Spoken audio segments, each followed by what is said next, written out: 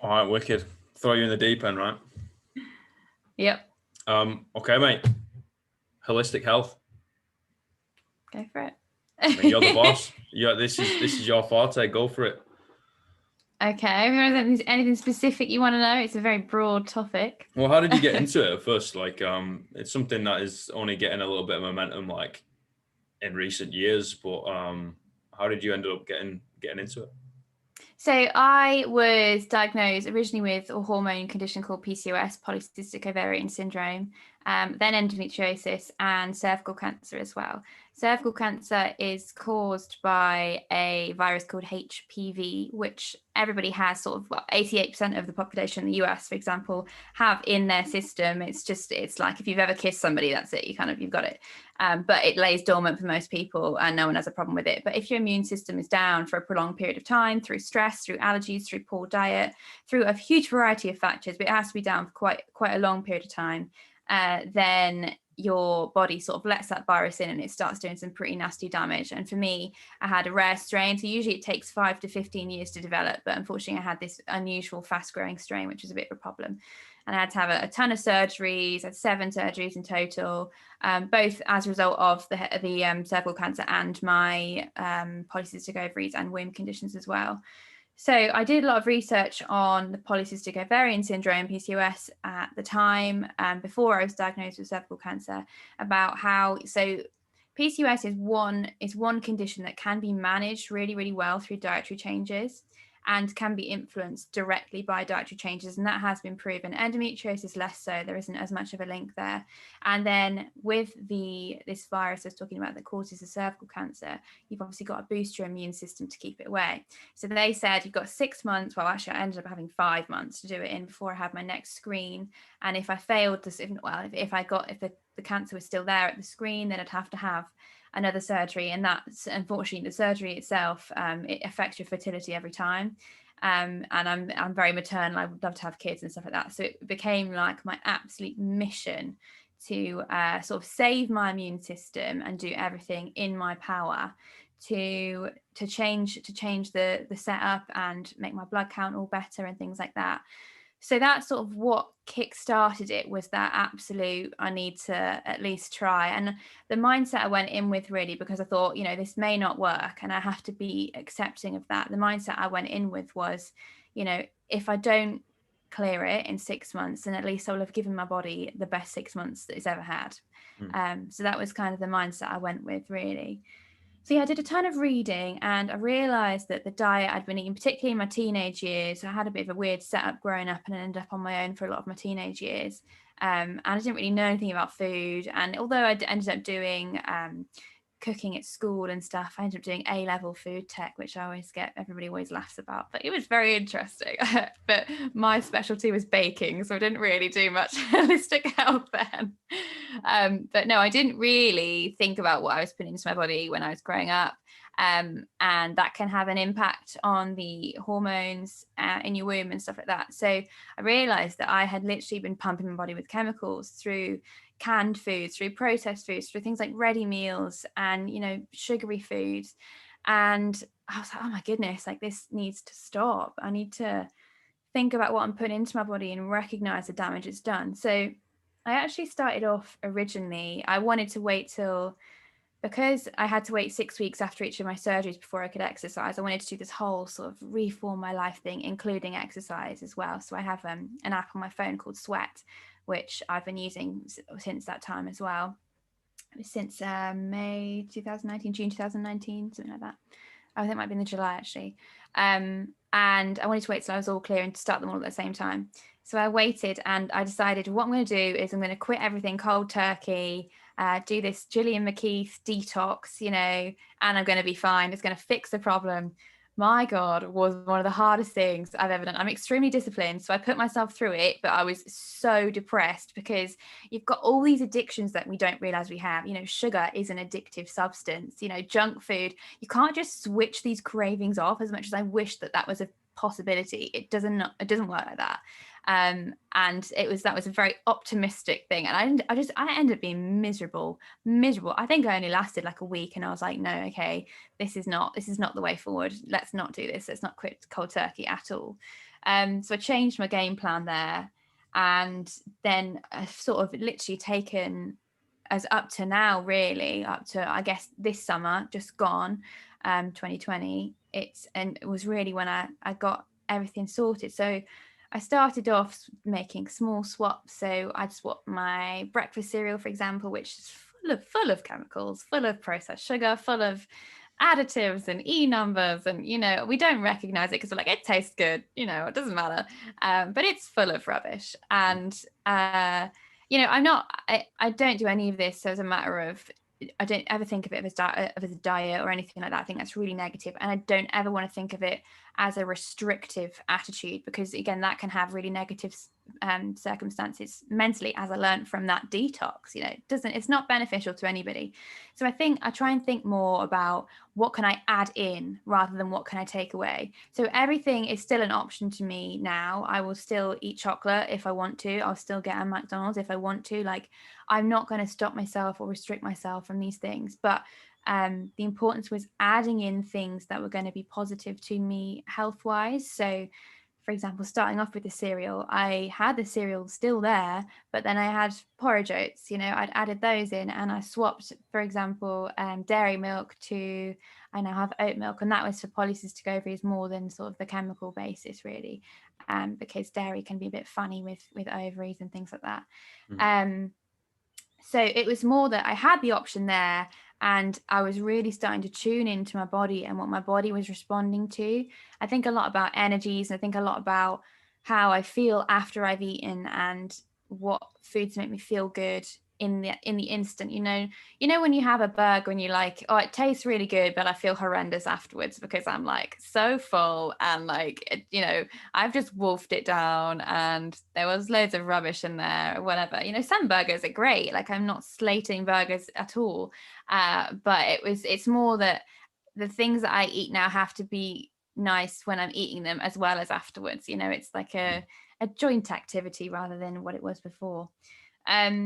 So yeah, I made those sort of small swaps, and then I started getting into the sort of more plant medicine side of things. So the things like, I guess, supplements, you'd call them, like chia seeds and maca powder and flaxseed and things like that. The sort of the ones that you wouldn't necessarily, they're not the natural swaps you'd go to. It's more than just changing cereal to oats or changing, crisps to rice cakes or whatever. It was then, okay, these are additional things that are herbal and don't have chemicals and have been used for thousands of years. I think some of these plant medicines have been used in Egyptian times, sort of thing. Like, they've been used for a really, really long time. And even things like garlic is one of the oldest, garlic and ginger, both, some of the oldest anti-nausea things. Ginger, definitely. And I think garlic was used as a sports performance enhancement, one of the natural ones used either in Egyptian times or something like that. I should know my stats a bit better, really, but it's fascinating, the things that have been used for such a long time that we've sort of forgotten about a little bit.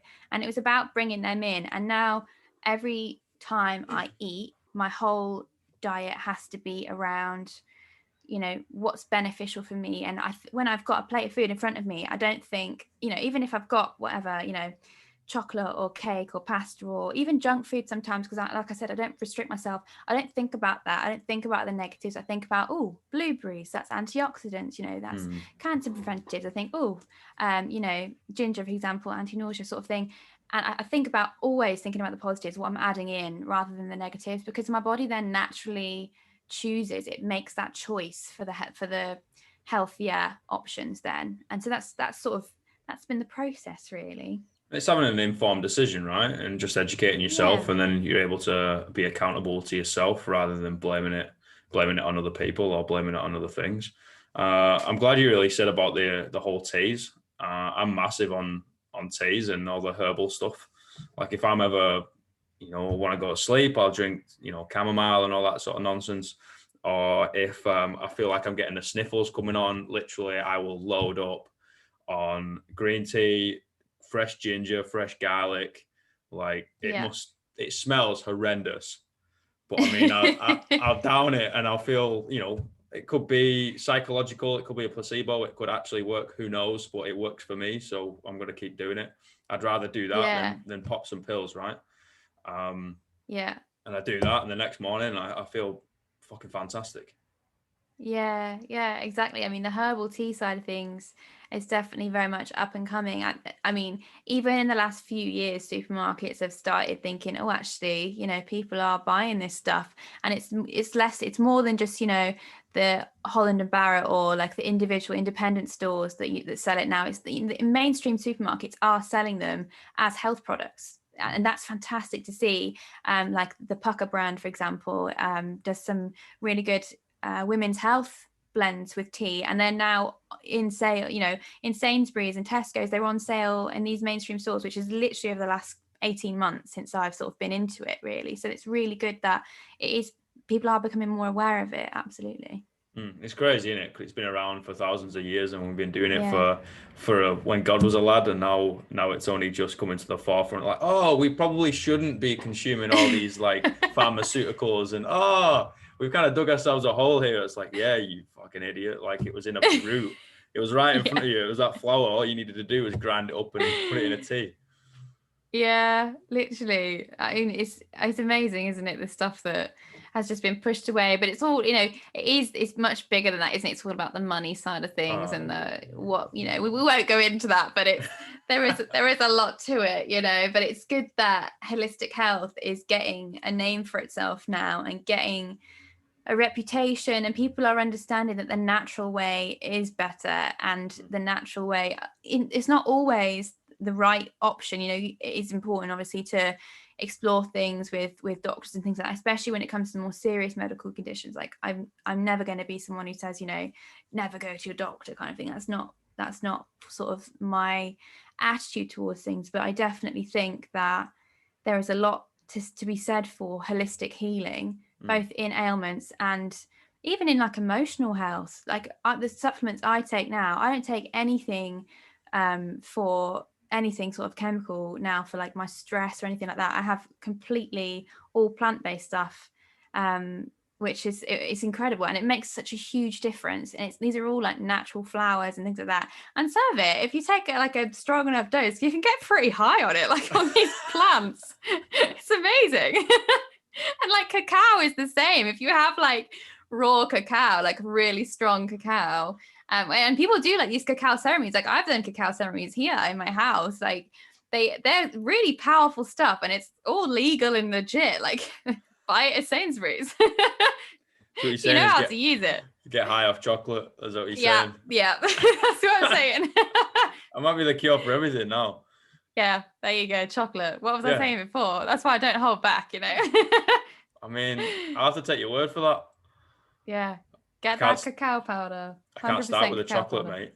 Like if I start, I can't stop. It's like Pringles. Same thing with the Yeah. cereal. That is my Achilles heel. I don't allow cereal in my house. Yeah. Like, no, not allowed it. Why? Because I will just be like a crack addict. Like it's so bad. Like I'll find myself like half asleep at maybe 3 o'clock in the morning, just absolutely going at this box of cereal. I'm like, what the hell? Yeah. It's literally, I'll sniff it out of anyway. It's bad. Cereal is bad. Don't give it to kids. Yeah, well, it's the white refined sugar, I think, really, that's the problem. And I hate to sound like such a sort of nagger on this, but white refined sugar can be so toxic, and there is so much research done to the damage that it causes. Not that I would sort of suggest chemical sweetness either, because they have carcinogenic properties, which are, they're like, oh, they might cause cancer. We haven't done as much research as we probably should on them, but they're better than the sugar, aren't they? So it's like, it's really difficult, and this is why it was so hard for me to cut sugar out. But also that was the one thing that I was like, this is what I need to do. I was like, I don't care if I, slip up on other things and I can't completely cut out other things, but white refined sugar, I needed to get that addiction gone. So like I was still like, now I can have a chocolate bar or whatever, and I know I'll be all right the next day. Whereas I was at a point where I was like, every single meal had to have a sweet element at the end.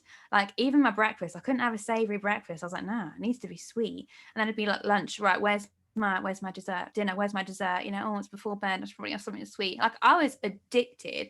And like it's all well and good like having a sweet tooth and stuff like that, but the damage it does to your body, like like, I'm going to be a bit TMI here, but like for women, it causes yeast infections. And like if you have that constant sugar going there, you can't get rid of it. You cannot get rid of it because the sugar is constantly there. It's a constant food source. And like, then the only way to cut it out is to get rid of the sugar in your system. And if you have that much of a yeast issue, it gets into your bloodstream, it makes you feel weak, it makes you feel tired, and it creates so many issues, all a result of what you're eating. And that's been the hardest thing for me, is getting that addiction gone. And now I can have sugary foods and know I'll be all right the next day or the next meal and not need it. Like I have ice cream in my fridge because sometimes I'm like, I fancy some ice cream, but it's more like I don't need it now, whereas I was at a place, I think a lot of people are, where sugar is like an absolute obsession, because it's got the same addictive properties as a class A drug, and it's the same, coming off it has the same properties as a withdrawal from a class A drug, which is why that first week when I was like, that's it, I'm just going to eat broth and celery, it was like I thought I was dying, because it was just, I was trying to cut something that did not want to be, that was never going to work. And it's, when I say gradual, it took me like a year really to get to where, the point where I don't have the worst thing for me was Nutella chocolate spread. Oh my goodness, my absolute, that's my weak spot. That was so. Getting rid of that was a big project for me, but I did it. I'll still have it if I want it, but I'm not. But I was like eating out the jar, like it wasn't like low key. I was like, oh, had a jar a week, no props. Have you ever done like the 5 kilo like sort of tubs of Nutella? I've seen them at hotels where they pump them out. Oh yeah, it comes in a bucket. You know what I mean? You go to Costco and you come back with a frigging bucket of Nutella. Like, oh man, like it's diabetes heaven, but I mean, you're gonna have a great time doing it. But now, like, it's all about the inflammation, right? Like the sugar causes like a vast amount of inflammation, and like we know that's the main source of chronic disease is like too much inflammation in the body, and then yet we're just pumping so much inflammation in us, and then obviously we're sat down all the time, so your joints might swell up a little bit. So again, a little bit more inflammation, like never mind the mental stresses, and everything just goes in hand, and then fucks us up. You know what I mean? And then we complain, I'm kind of screwed up. How do I do this? Oh, pop this pill. You're like, geez, exactly. Okay.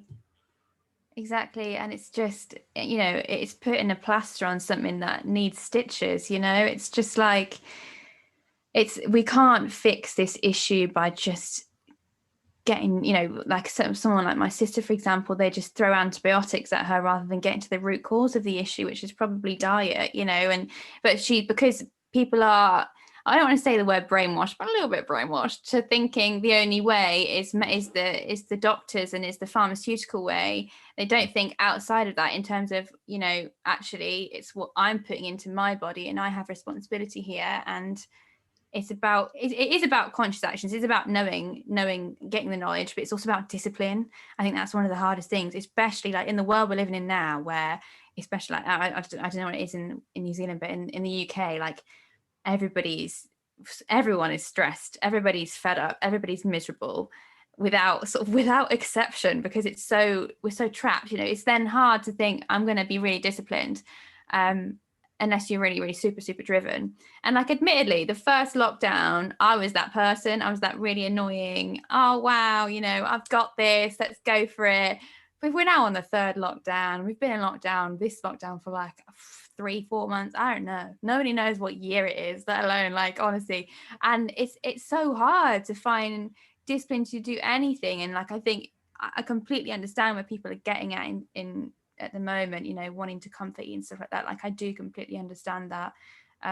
It's also an opportunity for learning. So it's hard. There's so many issues, and it's a difficult one. I think the main thing we can do really is just raise awareness, and then people, when they feel able to, is then take the action themselves.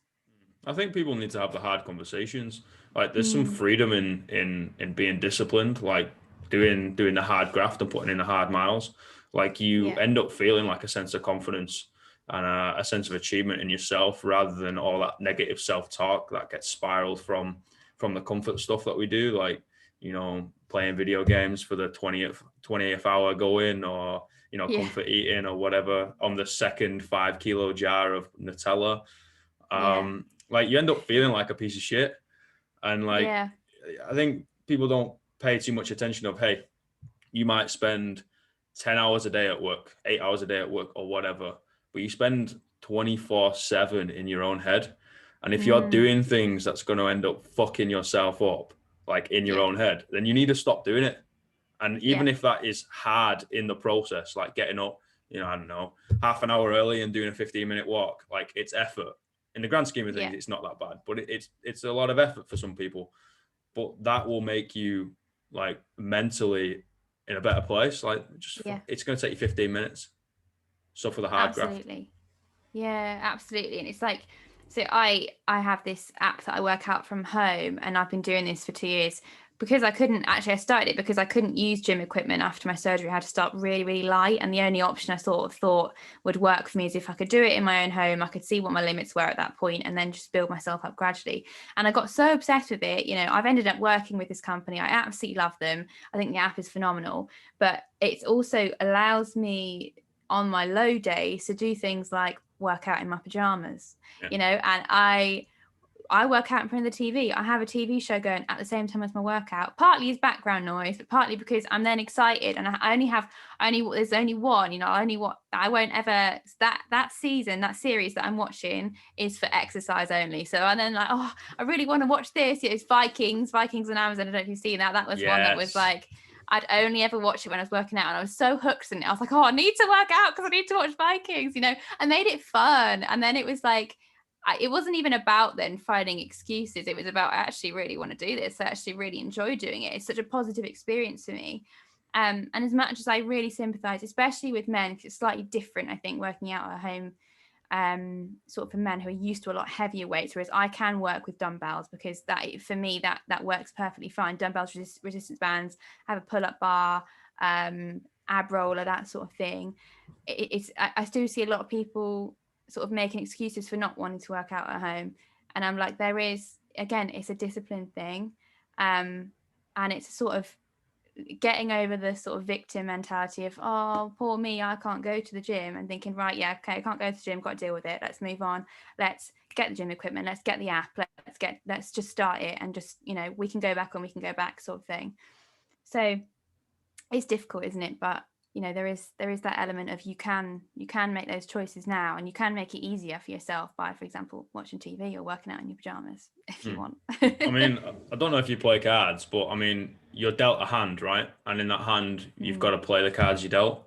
And that's like, I like really simple like analogies just because that just helps my very blonde, simple brain.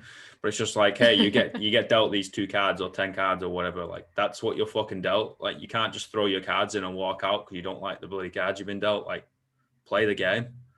Like, next hand, you'll get a different set of cards. And I think just, like you said, making the best out of the situation you're in. And I really do sympathize for people in strength sports that don't necessarily have home gym equipment, that are missing, the heavy stimulus, because a lot of it is a stress release. And I say to everyone who walks through the door, I'm like, look, you might be intimidated by Sandra or Barbara or Jonathan or whatever, because they're throwing around and clanging and banging some tin on the barbell. But I guarantee you 99% of the people that walk through the door are doing it for mental reasons, not to win a gold medal, not to fucking be world champion. Like, it genuinely keeps their head above water.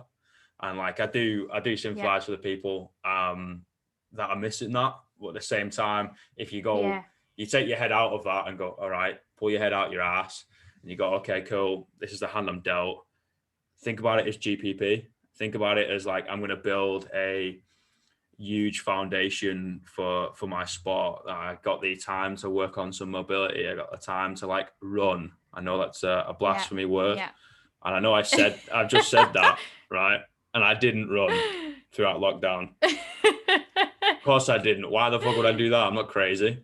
But I mean, I did, although I'll tell you a story. I took my car to the local primary school, put it in neutral, and just pushed my car back and forth. So I'm like, if you're missing weights, that's amazing. Yeah, go push your car. If you're fucking missing weights, like, obviously don't go downhill. I mean, that's probably not a good idea. Find somewhere that's flat. And then, yeah, just do like, all right, I'm going to do 50 sets of 20 meters for time. Yeah. That's going to absolutely knacker you out, you know what I mean? And take a little Yeah. bit of time, or 20 or 10 or whatever, and do some shuttle sprints or pull-ups at the local park or whatever. Just do something and stop Yeah. fucking complaining. That's it. There is always a way. It's just about people being a bit creative with it, and it's about moving from this victim mentality of, oh, I'm so fed up with it, I'm just going to sit here and mope about it until they open, and they'll be like, until. Well, it's still not happened, has it? So let's you gotta, if you've not started now, it's not too late, But I completely agree. It's always been for me a stress relief. I'd go crazy if I didn't have it as a, as an option of working out. And when I did used to go to the gym before I started working out from home, it's exactly the same thing. Nowadays I've calmed down a little bit actually recently, but I used to sort of be like, especially in the peak of lockdown, like 6-7 days on, and I'd really struggle to have rest days because I was so addicted to having that release and that stress release from it all. That I even stopped when I had days when I was like, you really need to rest now, like your muscles are really worn out, sort of thing.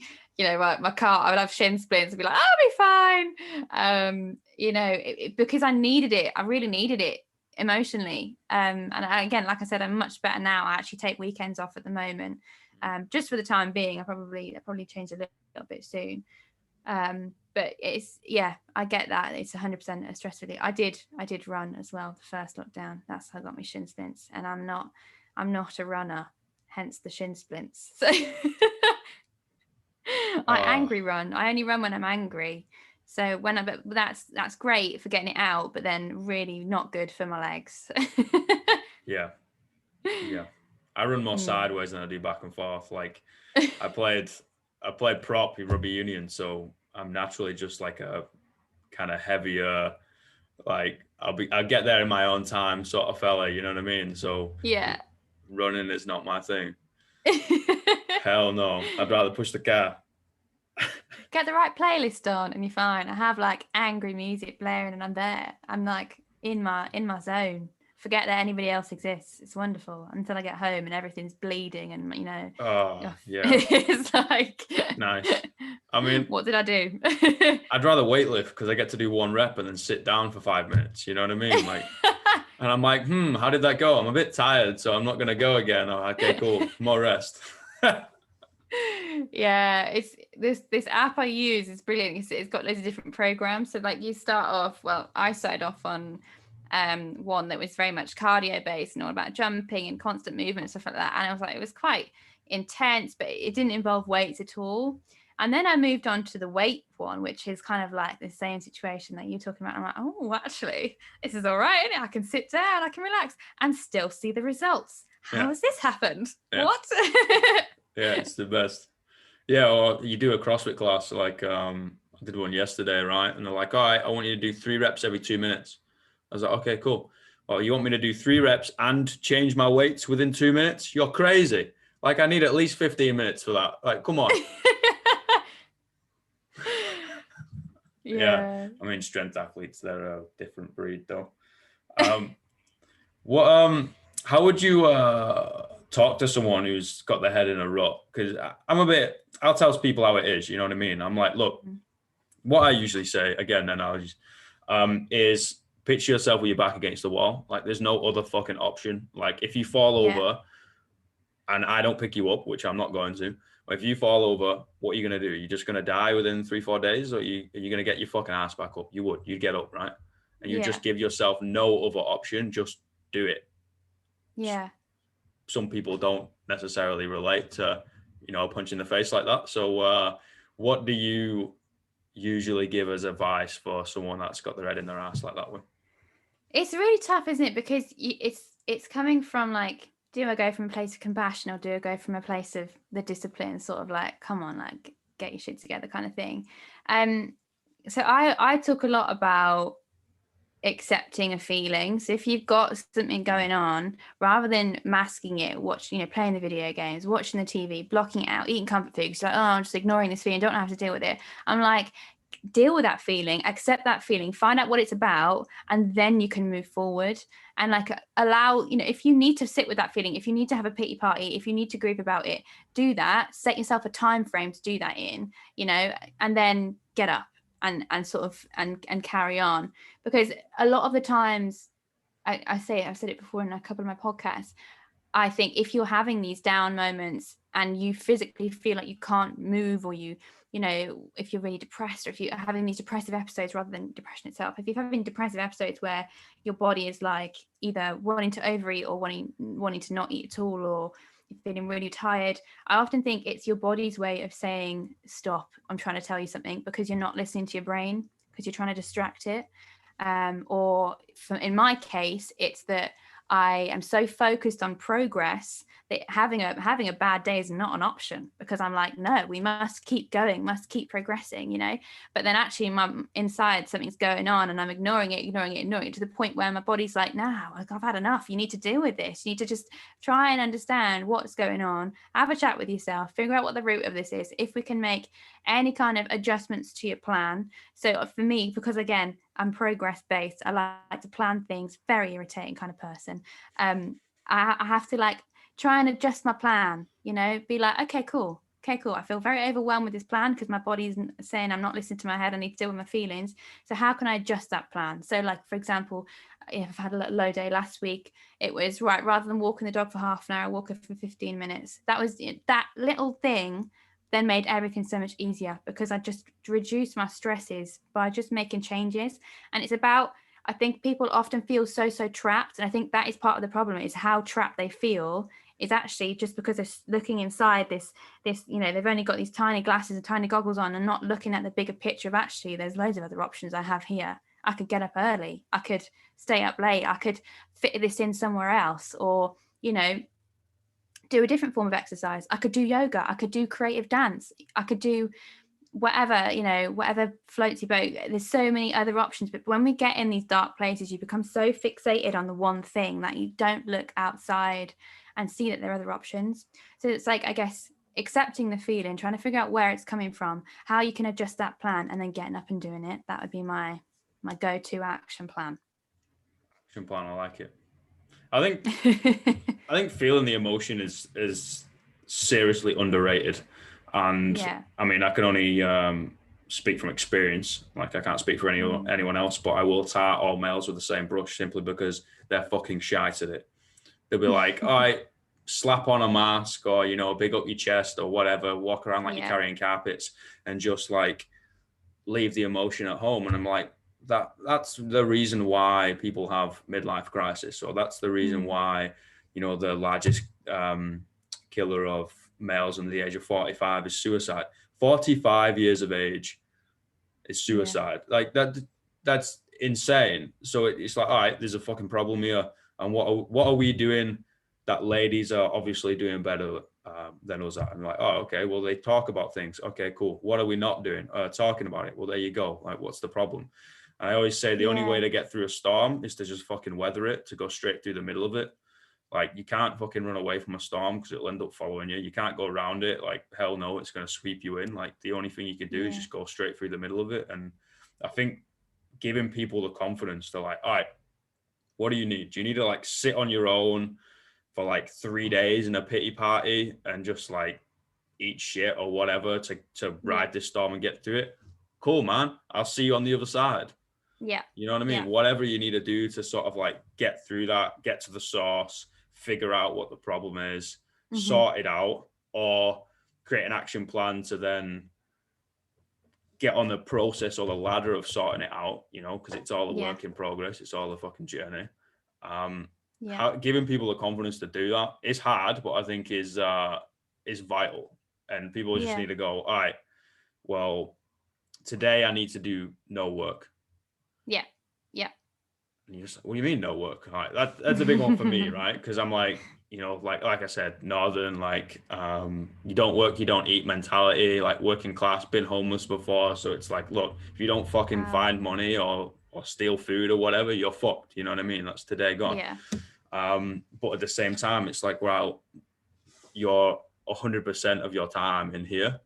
And if you Yeah. don't sort this out, then it will come to fruition, like you said, in different ways. And, you know, you'll be agitated to other people, or it'll, no, you start going down a sugar binge, or you start going down like a late night binge, or you start like Yeah. fucking around with things that you shouldn't do. And you turn around maybe 2 weeks, 2 months later, 2 years later, and you're like, oh shit, simply Yeah. because I didn't weather that storm and sit down and have a hard Yeah. conversation with myself or someone else that you trust.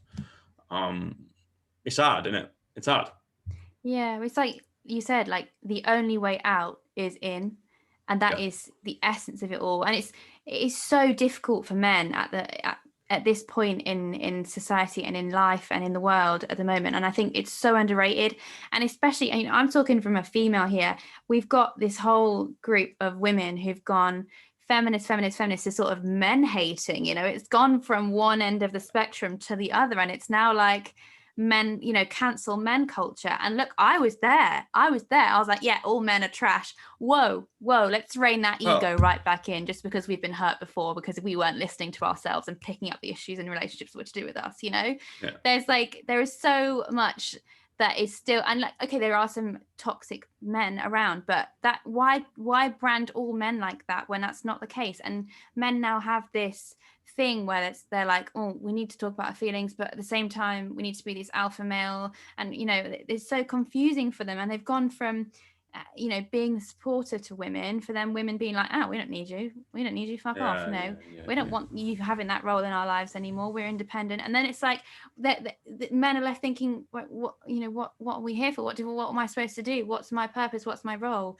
And then that leads them to do things that are perhaps, you know, a little bit the other way, because they don't know what else to do. They're like, right, I'm going to be, you know, super aggressive, or I'm going to be, you know, super lazy, whatever, because I don't know what else to do. I don't have a drive because I don't feel like I've got a purpose. And I just think it's so underrated how difficult it is for men. And I think I'm hoping that more awareness can be made to do with that, because we can't get equality within these genders and gender issues, stuff like that, with, you know, women fighting men with fire. Like, it's just not going to work like that. We can't be doing this whole men are trash thing. It's just ridiculous. Like, that's not going to help the problem at all. And like, I'm a reformed one. I'm literally I was one of those people, and now I'm absolutely the other way. And I'm like, whoa, like, girls, chill the fuck out. Like, stop this toxic, you know, thing. And it's so rife. It's not anywhere near over yet. It's probably still got a good 5 years to go before it starts calming down, this whole anti-men thing. But it can't be an easy world to live in for men at all. I think human beings are pretty daft, because you know, we do something for so long and it creates such a negative thing, and it goes so far one way, then we turn around and go, oh, this is actually an issue and we should have sorted this out 100 years ago, but we're going to sort it out now. So you basically just take the pendulum and throw it on the other side. You're like, mate, like, we can't live in an extreme world. Like, that doesn't work. And then eventually it will swing and it will start to centralize. So like, you look at it from an outsider's perspective, and you're just like, okay, cool. Like, you just have to sort of suffer the shit for a little bit. And granted, like, you know, ladies were like sort of suppressed for a long time. So what? Yeah. You can take a bit of shit in the short term, but yeah, it's weird. It's a really weird place to be in, because it's like, you know, chivalry is dead. You know what I mean? You hold the door for someone and they kick the fuck off. You're like, what? It's like, so confusing. I'm like, have a good day to you too. Like, I'm all right. Thank you very much. Or like, you even get it, you know, male to male or female towards male, and whatever, female towards female. Like, people are just so in their own zone. But something I'd say is just be whoever the fuck you want to be. Yeah. And if you feel like you're giving value or happiness or good or whatever you want to call it out to the world, you feel like what the root of the problem, the root of the action. All right. So I open the door for someone, whether it's an elderly lady, a young fella, a male, female, doesn't matter. I open the door for them and let them through. It's just a sign of respect, right? Or you just have a good day, sort of thing. Make them smile. And they take it in the wrong way. Whatever. That's their perception of the act. Yeah. You That's can't their you can't problem. change that. Yeah, whatever. Yeah. You just like, oh, have a good day. Or you could turn Yeah. around if you've caught me in a bad day and I'm like, well, fuck you then. But well, that yeah, I wouldn't say go tell an elderly lady to go fuck herself. Probably not the best idea. No, it's such a valid point though. Like it's such a confusing world for men to live in, I think, with this, you know, and I am a woman. Like I'm sure there'll be like feminists would hear me now, but I've become quite open about it on my social media because I'm like, I have this platform and this is an issue that we're just hiding away from because it's a lot of the problem with I feel like we've got a whole different topic here, but I'm Hey, just you going to crack throw on. it in anyway. It's just the problem with women in relationships is that if it's ever gone wrong, it's the man's fault. And I'm like, what was your problem there? Like, I'm sure there was something there, part that you had involvement in, you know, but it has to be. And okay, it's very, very different in abusive relationships and abusive situations. I've been in one, very, very different. But at the same time, that relationship wasn't perfect. As I had a part in that to play as well. Like, and I acknowledge that now rather than just being like, oh, all men are like this. No, it doesn't. It's not like that anymore. And especially, I think with things like the whole fuckboy thing, this whole you know, oh, he rejected me, he whatever. I'm like, he just didn't like you enough. He didn't know how to say it. He didn't know how to communicate properly because he's never been taught how to do it. Don't make that that's not, you know, don't then taint all men as bad people just because somebody doesn't want to say something because they don't want to hurt your feelings. That's actually just them trying to protect you from being hurt rather than them actually being a dickhead. You know, okay, fine, some people are, some people cheat and some people lie and stuff like that. That's their own issues as individual people, not as a gender, not as all men, not as all women, you know. And I think women are so quick to jump and think, oh men, I'm expecting men to treat me like this, rather than thinking if women went into relationships completely aware of themselves and completely self-confident, they wouldn't accept anything that wasn't at value to them. They wouldn't accept anything, and it wouldn't be nasty. It'd be like, oh look, I don't think you're at quite the right level, because they'd have the confidence and the strength to walk away from something that wasn't best suiting them and best serving them. And they wouldn't then get into these situations where they're clinging on to something that doesn't exist because they want a relationship so badly that they'll just hang on to something, even if the guy's clearly pulling away, because he doesn't want to say it because he doesn't want to hurt them. He's clearly pulling away, but she will just cling and cling and cling because she wants a relationship and then make it his fault when it doesn't work. It's just, you know. I think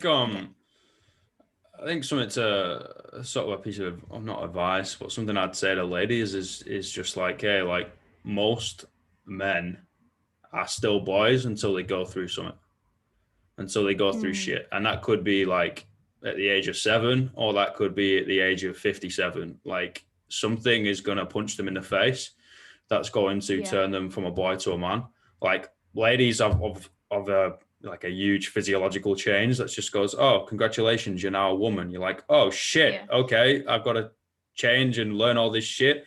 Men don't get that. Like, yeah, obviously your fucking balls drop and your voice breaks or whatever, but you're still a fucking idiot. You're still a boy in the head, like whatever. Like they kind of need a brick slapped in their face, so they're like, oh, okay, world doesn't work around me, sort of thing. And at the same time, just respecting the fact of, hey, we're all human, we all fuck up. Like you could have been like the asshole in a relationship, and you end up diving down to the root of the problem, figuring it out, going through the storm, creating an action plan, doing all these things, and you're just like, oh geez, like I was the asshole there. Like I did X, Y, and Z. Oh fuck. Okay, cool. Like I am thankful for the experience, because now obviously you're a better person. So you're not going to make the same mistake twice. If you do, you're an idiot, and you need another conversation with yourself. And then just be like, okay, cool. Like I'm gonna stop myself going down these paths if I end up, you know, reaching those doors again in whatever area of life. And you learn from it, mate, and you fucking move on. Like people are just scared of mistakes. People are scared of failing And accepting they're wrong. Yeah, and they're accepting they're wrong. I'm like, look, if I say something, like you don't know what you don't know, right? So if I turn around and was like, okay, the sky's blue, and you turn around and was like, actually, Alex, like, here's the evidence and the sky's purple. I was like, what do you mean the sky's purple? And you explain it and you fucking prove me wrong. And I'll be like, oh, Okay, I'd have to take that, right? Because you proved me wrong. Yeah. Yeah. Or we could just get in a massive argument. I'm like, fuck you, the sky's blue, blah, blah, blah. And I'm like, are we not adults? Can we not have a conversation? Like, you can be wrong. You're not like a messiah. Yeah. And actually, I think, it's the ego thing is something very, the last Yeah. year and a half for me has been very eye-opening. And I had this kind of strong, masculine, super dominant, I hate men energy as well. Like I've gone from that to now being like, oh my gosh, I make mistakes. And it's actually quite refreshing accepting that you're wrong. And it's almost quite Oh, yeah. humbling being like, I was wrong. And especially with people who've known you for a long time, and you'll sort of get in an argument or debate with them, and like you said, like they'd prove you wrong, or they'd say something that's, oh well, you said this, and I'm like, oh, do you know what, you're right. And they just seem so confused that you're not starting a fight with them. They're like, oh, it's actually quite a refreshing experience, and I kind of prefer it to the sort of walking away from a situation being louder but not right, just because my ego wanted to be heard more, rather than walking I walk away from things now, and I didn't win an argument or win a discussion or win a debate, but I feel I stuck to myself, I stuck to my truth morally, and that's the important thing. And the honesty, the authenticity, the honesty, rather than having to win for the sake of winning because I needed to be louder and bigger and the biggest ego in the room. It's not about winning and losing. It's about learning and like having a Yes. conversation and opening up your own mind and whatever about other people's experiences and lessons and things they've learned, and have more debates rather than arguments. Like, I think a debate is a really incredible thing. Like, we've all sort of been through it through school, where you're like, all right, you got to debate that Hitler was right. You're like, what? Are you mad? Like, something so extreme, and you just like, you have to see the other side. And I think that's a really really powerful sort of skill to have, being able to see both sides of both sides. Sometimes you can kind of be like a cat in headlights, and you're like, I don't know where to go. But you also can empathize with someone else in a different situation, whether it is male to female or female to male. And something I would give to any males out there is like, put yourself in a vulnerable situation. Like, everything in your being tells you to never be vulnerable. Like, whether it's your fucking parents, whether it is heritage, whether it is biological, or whether it's just your own head from whatever has influenced that, everything in you tells you never to be vulnerable, whether that's relationship, whether that's physicality, whether that's leadership, whatever. And I'm like, one of the books that changed my life was Daring Greatly by Brené Brown. I think she's fucking phenomenal. And it's just putting yourself into those positions where you end up gaining so much strength, because you're like, hey, I've got now else. And if you don't like me, then you don't like me. That's absolutely fine. Yeah. And it's hard, especially if you grew up with a single mom and you're a man, because you instantly feel like you're the man of the house, quotation mark. All right, you're 7 years of age, you're not the man of the house, calm down. But you feel like it, you know what I mean? Yeah. And that goes back to one of those things where it's like, you've gone through something. So mentally, they've gone through something. Physically, they might not have gone through anything, but mentally, you go through those stages where it's like, all right, shit, I'm now the man. Everything else is the byproduct. I have to like do X, Y, or Z. And I'd just say, look, fellas, make yourself vulnerable, whatever that is. I don't know, go do a salsa class or something. Or write poems, that's another one. That's why I do it. Yeah. The written word is just the best way to communicate through like your emotions. It's even like started out for me, just notes on my iPhone, on the notes section. And now like I consider myself a writer. I've written loads of books and stuff, and I have stuff that's ready to go. I just got to get confident enough to put it out and things like that. But there's so much to be said about putting your thoughts into words. So much to be said on that, because I don't think you often know how you're feeling until you write it down. Like I do, I'm often, if I'm feeling like that that what we were talking about before, about that feeling of I don't know quite what I'm feeling, why I'm feeling like it, and this feeling's here, I need to deal with it. I'll do a mind map. I think mind maps are brilliant, and I'll start off with one question, how are you feeling? And I'll think, I'm sure I'll get to I'll have, one word. It ends up this whole page of like things that are actually going on that I wasn't listening to. And you're like, oh, right. Well, I didn't know that. And, each point spirals off. You're like, wow, I've actually got quite a lot going on right now. And it's like having that in writing is like, it's like brain vomit. It's like your brain being like, this is what I've been trying to tell you. You just needed to visually present it and then it would make sense, And even like talking to yourself, right? It might sound really dumb. And you're just like, okay, you think you need to go to an asylum, mate. You talk to yourself quite a bit. But it's like, hey, like you said, that brain vomit, just get it out of your head. And you end up diving down those rabbit holes that you've just like poured cobwebs over for a long time. You know what I mean? Like shut it off, put a lock on it. I'm not going to go down there for the rest of my life. And you end up regurgitating all that information. You're like, oh, geez, like, I need to address some things. Yeah, absolutely. It's funny, isn't it? It's like I say, it's like we have these scars, and if they've not healed properly, then they're never going to heal, and they're just going to keep, being itchy and stuff like that. And you've got to go in and sort of clean those scars up and actually deal with them. And sometimes that you're going to have scars that are too deep to heal up, but sometimes you won't. Sometimes working on them every time will make them better and things like that. And it's the same with like you said, going down those rabbit holes. And oftentimes it's just things from the current situation that have brought a trigger back up, whatever, if you're starting a new relationship or a new job or things like that, it brings stuff up that from the past or whatever that you've put away because didn't need it. And then your brain's like, oh my gosh, no, remember this fear that we have, it's right here, right now, can't cope, oh my God. And it becomes like all consuming, but you just keep ignoring it. It's like, no, that was 10 years ago. I don't need that. But it doesn't, that's not how our brains work. It's not on a time or linear basis, unfortunately. Yeah, and people are scared to like open up those doors, right? Because it's painful, and they're just like, I've got a scar, so it'll always be there. It'll always be painful. I'm like, hey, yeah, the scar will always be there, but like the pain will go, the pain will leave, but the lessons remain. You know what I mean? Like the pain fades, but the lesson remains.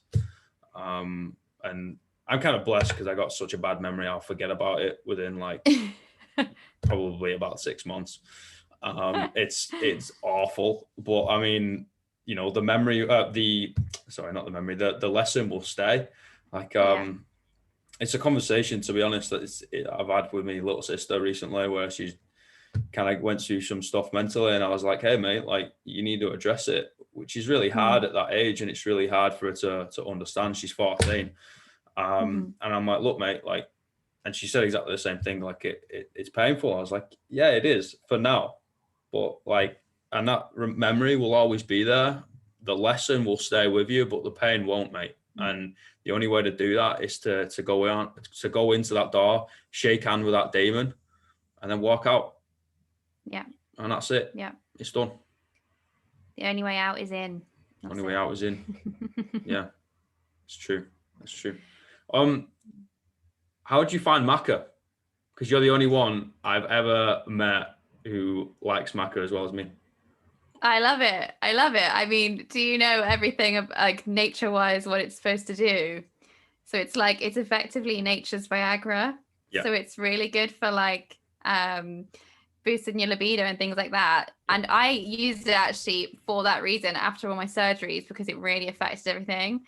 And then I didn't need anymore because everything bounced back. But it's dead good for well, it isn't endometriosis. You've got to be a bit careful with, but I actually love the taste of it as well now. And I noticed the difference because it boosts your mood as well. I noticed the difference when I haven't had it. So I put it in my soup. I have this one soup I make every week. And if I haven't had it, I'm like, oh, that's because I haven't had my maca this week. Genuinely, I noticed the difference from not having it. I think it's brilliant. But you have definitely got to be careful with it, especially for men. Like I know it can have, for certain people, it has different reactions for everybody, but I know for men, it can be like way too much if you have too much. Like, yeah, you've definitely got to mess around with the dosages. I'll put it that way. Like, a small teaspoon will do you, mate. Like, don't go putting tablespoons of that fucker in there. No. Like, it'll be a great 2 days, but Jesus Christ, you'll have some chafing. And no, like I use it for the same thing. And I Yeah. find my energy when I take it is like through the roof, which is Yeah. obviously good, especially when you're juggling loads of plates like you and I.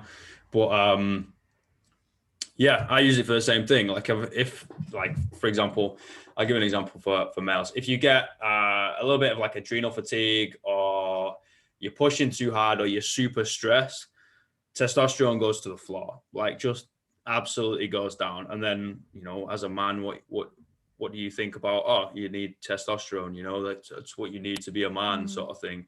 And you feel like shit. And also, you know, Yeah. training goes to shit. Weights feel super Yeah. heavy. You know, all that sort of goes in hand. Libido is non-existent. Yeah. And you're like, all right, you pop a couple of like it's powder, right? Yeah. It's root. Yeah, you take some maca and you feel so much better. And that's the reason why it takes. For me, I have to take it every day, and it takes roughly about 2 weeks for it to kick in. Yeah. For me anyway, it could be different for other people, but it's really good for male prostate too. Yeah, I think it's brilliant, and that you have got to be like careful with doses, as you said. But the fascinating thing about maca is that if you read up on it, it can have the timeline of when it can take effect. Like you said, it can be 2 weeks. It can be almost instant, within a few hours. It's fascinating that it's something can have such a vast difference within each individual person. I find that so interesting, so because I guess because it's so natural as well, like it must be to do with our systems and whatever our systems, I don't know how it works, but I think it's quite clever. I think it's the dosage too, right? Yeah, definitely the dosage. There's definitely been some times where the first couple bags I ever bought was like, oh, I read it as 1 tablespoon rather than teaspoon, and I was chomping at the bit. You know what I mean? Like it was not a productive week. So I was like, what the fuck Oh is this god. shit? Like, geez, someone's like absolutely like spiked me or something. You know what I mean? The little Asian Yeah. lady at the little stall I bought it at in Yeah. Southampton was like, is having me off. You know what I mean? I'm like, I'm gonna have to come off this stuff. And then you're like, oh, it's a teaspoon. Okay, that makes a lot of sense. Yeah. Taking like 4 times the amount every day. Yeah, not Oh. wise. But no, I think it's absolutely brilliant. And I'd love to see some like long-term studies to do with like prostate cancer and like prostate health and supplementing with, because there's different types, right? There's like red maca, black maca, there's the yellow. I'm not really too sure. I don't know the details of it. I just know that it's a type. I think it's from the turnip family, Mm. and I always find that really interesting because the recipe on my packet is always for like banana caramel ice cream. And I think, how fascinating is that you'd put a turnip with ice cream? I just find it really interesting. But it gives, if sometimes if you close your eyes a bit, it can be a bit of a caramelly flavor, I think. But sometimes you're like, it definitely isn't. Oh, nah. I usually mix it with like a greens powder, so it's even worse. And I'm just Oh like, throw no. it down the hatchet, get it done. You know what I mean? Like, get that. Now, see, that with all of these, I have to disguise them all because I can't even think about it. I can't even think about what's the other one I have. There's a type of, oh gosh, I can't remember the name of it right now. Begins with an A, ashwanda. I don't know if that's how you ashwagandha. pronounce it. Yeah. Oh my god, the even the smell of that makes me gag, and I'm like, how am I gonna eat this? How's That's this good. gonna disguise that shit as much as I can until I disguise it so much that it tastes like I'm drinking water, and I'm like, okay, cool, no biggie, and the next day I'm like, was not water. If I'm ever taking ashwagandha, I've got to do it in a pill. Like it's got to be like It's ground up in a. horrendous. Oh, it's so bad. Yeah, I agree with you on that one. Yeah, fuck. Like it genuinely is like, all right, I need to put like half a jar of honey with this, Yeah, and then yeah. then I'm just addicted to the bloody honey again. So that's go down a different rabbit hole. So yeah, I just try and put it with as least water as I can, so it's not a paste, and just get it down like a champ. Yeah. Oh. I can't last it out. It's fucking hanging. It's pretty bad. I'm terrible at taking tablets though, so I'm like, I try go down the powder route as much as possible.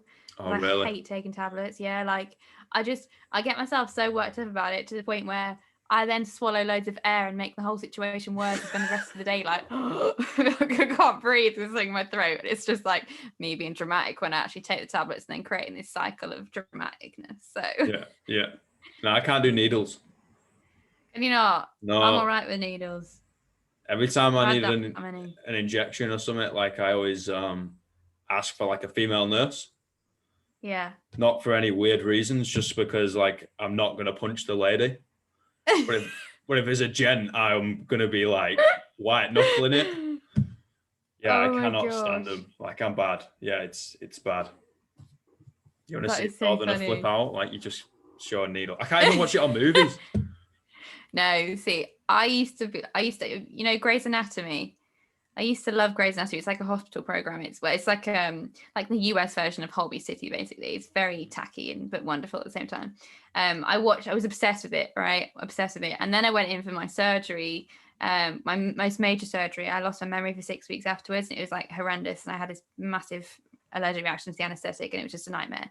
But anyway, after having been in hospital, I then couldn't watch anything to do with hospital because I was like, oh, no, I couldn't even, right, I'm not joking with you. People can't talk about it. They can't be like, oh, my dad went in for surgery and they're cut. I'm like, stop.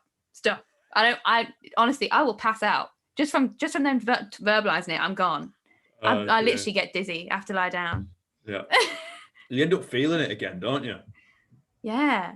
Like I get it like that. got a Just big straight ass out. scar on the back of my head, and if anyone like goes, "Oh, like yeah, scalpel or needles," like I feel it. I'm like, "Do you mind?" Like I what? know. Like, yeah, stop it. All right, I'm gonna go get a coffee. You carry on the conversation. I'm leaving. Yeah, fucking hell. Yeah, jeez. All right, mate. I'm gonna have to pop off. I really appreciate your no time. worries. No problem at all. It's really lovely speaking to you. Yeah, spot on. If anyone wanted to find you, mate, where'd you end up sending them? My Instagram is at Rebecca Allen with 4 A's in between. And that's also the same for my TikTok, Snapchat, and Twitter as well. They're all the same. Nice and easy. 4 A's. Rebecca Allen. Yep. Wow. Somebody else stole my name before me. So it's, stuck now. And I'm like, actually, I kind of like this brand name. Rebecca Allen. I'm not gonna lie, I read your email and I was just like, am I reading that right? Like, are my eyes going bad? Like, because I'm seeing a lot of A's there. Like, I had to keep it. I had to keep it across all of them. I was like, nobody is taking this from me now. I like them all the same. yeah, it works. It's good. Yeah. I like it. Good job. But my podcasts are just Rebecca Allen, or it's Invisible to Invincible is my podcast on Spotify and stuff as well. Boom. There's no long A's in that one. I mean, it's a bit easier to remember, to spell. Yeah. You're not going to be sent to a different Rebecca Allen. Well, I hope not. All right, mate. Thank you very much. Wicked, no problem. You have a good day. Bye. See you later.